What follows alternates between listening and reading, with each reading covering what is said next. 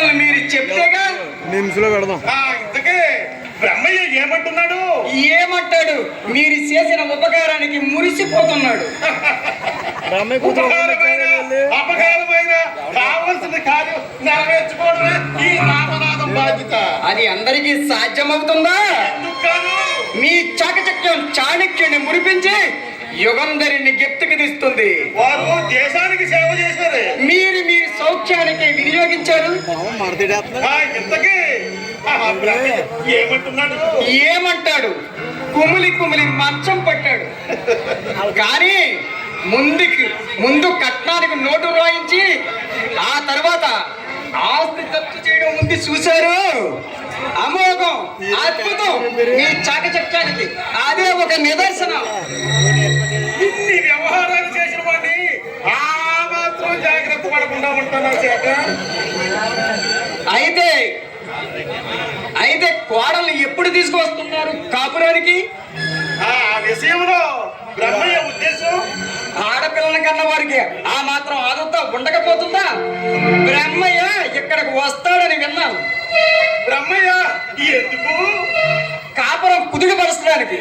రామనాథం గారు, బ్రహ్మయ్య మీరు అనుకున్నంత తెలివి తక్కువ కాదండి. అయితే మీరు కాదని కాలదన్నా కూతురిని ఇక్కడ వదిలిపెట్టి వెళ్ళాలని చూస్తున్నాడు. ఏమనుకున్నారు మరి? పైగా మీ మీద దావా వేస్తాడట. మీ మీదేనండి, మీ మీదే. పిచ్చివాడిలో ఉన్నాడు. ఏమని దావా వేస్తాడు బాబు? అతడికి కాదండి పిచ్చి, మనకే. ఆ మధ్య ప్రభుత్వం కట్నాలు పుచ్చుకోకూడదని చట్టం ఒకటి పాస్ చేసిందట. ఈ చట్టాన్ని ఆధారంగా చేసుకుని కట్నం పుచ్చుకున్నారనే నెపంతో మీ మీద దావా వేసి మీ పరువు ప్రతిష్టలు బజారు పోలు చేస్తానని బ్రహ్మయ్య ప్రతిజ్ఞ చేశాడు. వ్యవహారం చాలా దాకా వచ్చిందన్నమాట. అన్నమాటే. చూడండి, ఈ విషయంలో మెలుగుగా మెలగకపోతే మీరు మీతో పాటు నేను బజారు పోలవలసిందే. అంతవరకు రాణిస్తాను. ఆదులోనే అంతు తెలుస్తాను. అంటే నేనే స్వయంగా వెళ్ళి ఆ బ్రహ్మయ్య మందలిస్తాను. నేనే. అది సూటి అయిన మార్గం కాదు. మన తాటికి తాళలేక వాళ్ళే మన కాళ్ళ దగ్గరికి రావాలి. అది ఏ విధంగా?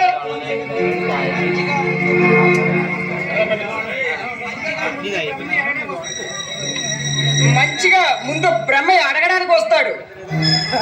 వచ్చిన మనిషిని అడుగు కదలలేకుండా అడగవలసిన 4 మాటలు అడిగేసి కట్నం చెల్లించి కదలమంటే సరి. ఇవ్వకపోతే ఇల్లు వేలం. దానికి మరి కోర్టులు మరి కావాలి. అవసరం లేదు. మరి మార్గం లేదా? బ్రహ్మయ్యను గోలులో బంధించాం. ఇల్లు వేలానికి అనుమతిస్తేనే ప్రాణాలతో వదులుతా. బ్రహ్మయ్య ఇల్లు వేలం. బ్రహ్మయ్య ఇల్లు వేలం. రామనాథం గారు, ఆలోచన బ్రహ్మాండంగానే ఉన్నా ఆచరణ శూన్యమైతే చేతుల ఆపదలు కొని తెచ్చుకునే వాళ్ళం. అంత తేలిగ్గా ఎవరు మాటలతో సూటిగా వాటి కూట్లు పడుస్తాను. కావలసిన కార్యం నెరవేరేదాకా అంతఃకత్తుల్లో బంధిస్తారు. కానీ ఇంకా ఏమిటి సందేహం? సానుకూలపడే సమయానికి అడ్డు వస్తాడేమో. ఎవరు అడ్డు వస్తారు? ఎన్ని గుండెలతో వస్తారు మీ మాటకి? ఎవరైతే ఇంకేముందయ్యా, మన రఘు మన మాటను వ్యతిరేకిస్తాడా? ఆ అభిప్రాయం నాకు కలిగింది కాబట్టి అయితే ఇప్పుడు కర్తవ్యం ఒకటి అయిపోయింది. బ్రహ్మయ్య అంటే అసహించుకుని జన్మలో అందుకు మార్గం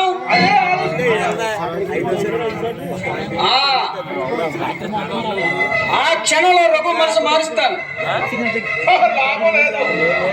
నేను ప్రయత్నించి విఫలమయ్యాను. లాభం ఉంది రామనాథం గారు. లాభం లేని వ్యవహారంలో ఈ శేఖర్ తలేదొరుచుడు. అది మాత్రం నమ్మండి.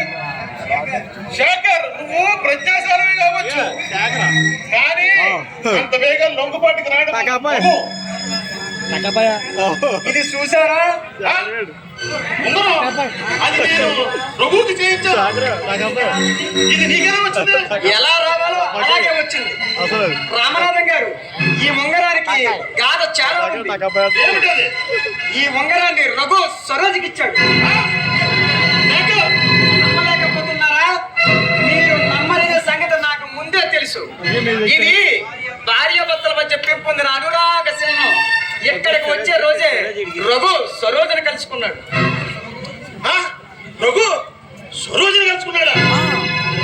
కళ్ళారా చూశాను. కలిసిపోవడమే కాదు రామనాథం గారు, మీ కోడలు గర్భవతి. శేఖర్, నిజమా నువ్వు చెప్తున్నది? కల్పించవలసిన అవసరం నాకేమిటి చెప్పండి. రామనాథం గారు, ఈ విషయంలో మీరేమి భయపడనక్కర్లేదు. మీ వాడు సరోజను కలుసుకున్నట్లు నిరూపించేది ఈ ఉంగరం. సరోజను బెదిరించి బ్రహ్మయ్యను నమ్మించి ఈ ఉంగరం కాజేశాను. శభాష్, కష్టంగా పనిచేసావు. లేకపోతే శిక్షది వాళ్ళ చేతిలో నా జుట్టు. అయిపోయింది భద్రేనా ఏమంటారు? శభాష్, ఉపయోగం బాగానే ఉంది. కానీ ఆ పని చాలా శాశ్వతమైన జీవితాల మీద అబ్బా, మళ్ళీ మొదటికొచ్చారు. ఈ రహస్యాన్ని రచ్చకెక్కితే రోజులు 10 రూపాయలు అయిపోవు. ఈ రహస్యంగానే ఉంచుదాం. మన కార్యం నెరవేర్చుకునే వరకు. ఏమో నాకేం కోల్పోవడం లేదు. మంచి కోరి చెప్తున్నాను, అనుమానించకండి. తరుడు మించిన తరువాత చేయగలిగింది ఏమీ లేదు. సరే, నీ ఇష్టం. నీకు ఎలా బాగుంటే అలా చెయ్యి. ఇక మీ వాడు మీలో కలుస్తాడు. సరే మీరేం భయపడకండి. సరే, మనం వెళ్తాను మరి.